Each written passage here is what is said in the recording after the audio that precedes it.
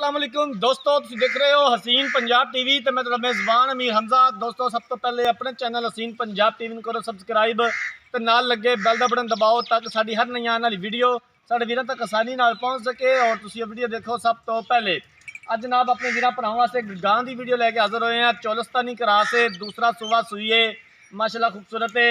पीछे जो वच्छा है वच्छे का ही जवाब नहीं है जनाब, बड़ा वच्छा माशाल्लाह खूबसूरत है।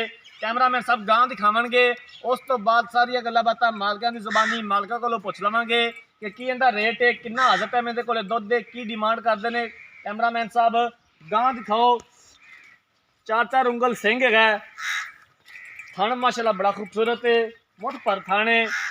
बहनी वाली साइड से दोवें थन काले ने, बहनी वाली साइड से जो अगला थन है गां का वो मालकां का कहना है कि वो अद्धा आंदा है, अद्धा वो फर्क है।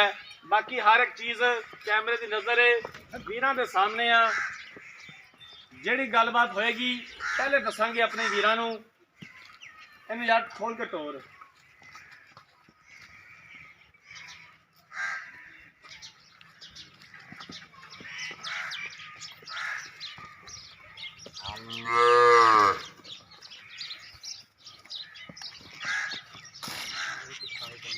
आरफ वाला इस गां की लोकेशन है। आरफ वाले तो 5 तो 6 किलोमीटर के फासले पर यह गां खलोती है।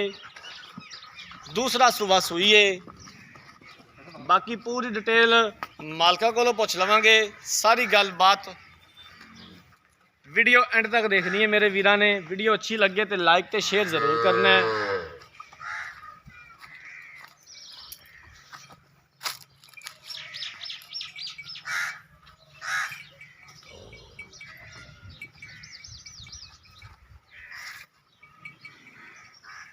कैमरामैन साहब चारों पासों गां एक बार दिखा लो।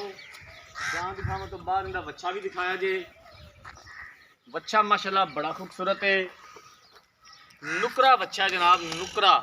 मैं कहना कि जिहड़ी भी डिमांड है वो इस बच्चे की डिमांड ही है। गां नूं ना भी अगर वेख्या जाए तो सिर्फ बच्चे नूं वेख्या जाए, जिहड़े पैसे ने वो सिर्फ बच्चा ही पूरा कर देगा इंशाअल्लाह ताला। नुकरा बच्चा जनाब पिछे गां दे।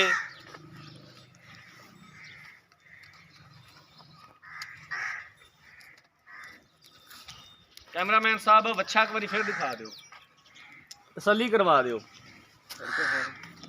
बस। ठीक है, छड़ के की भावना।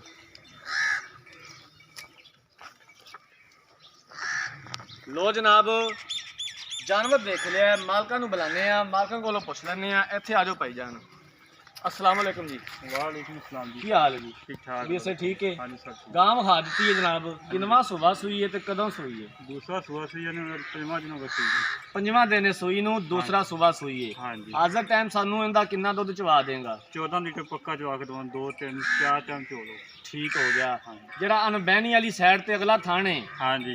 ਉਹਦਾ ਕੀ ਹਿਸਾਬ ਹੈ? ਉਹ ਆਂਦਾ ਪਿਆ ਸੀ ਵੀ ਅੱਧਾ ਆਂਦਾ ਹੈ। हाँ जी बिल्कुल अद्धा आंदा जी। ठीक हो गया। हाँ जी। बाकी कोई मसला मसाइल नहीं? बाकी बिल्कुल फ्रेश जी। ठीक हो गया। ਕੀ ਇਹਦਾ ਮੁੱਲ ਹੈ, ਕਿੰਨੇ ਦੇ ਪੈਸੇ ਨੇ, ਕਿੰਨੇ ਦੀ ਫਿਰ ਫਾਈਨਲ ਵੇਚਣੀ ਹੈ?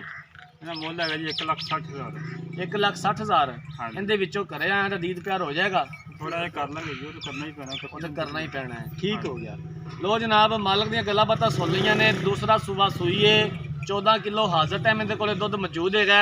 5 ਦਿਨ ਹੋ ਗਏ ਨੇ ਸੂਈ ਨੂੰ। ਪਿੱਛੇ ਬੱਚਾ ਹੈਗਾ। 1,60,000 रुपये की डिमांड की है। प्यार मोहब्बत हो जाएगा और असी इंशाअल्लाह ताला करवावांगे जितों तक हो सकिया।